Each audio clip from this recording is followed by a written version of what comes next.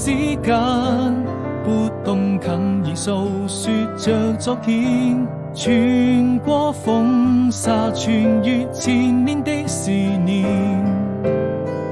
未來還有多遠，我們會在哪裡相見？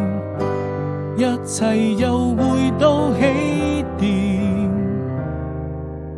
我知道夜和白天已經越來越遠，你會用那些時光停留在這個瞬間，永遠記得你那張純真的笑臉。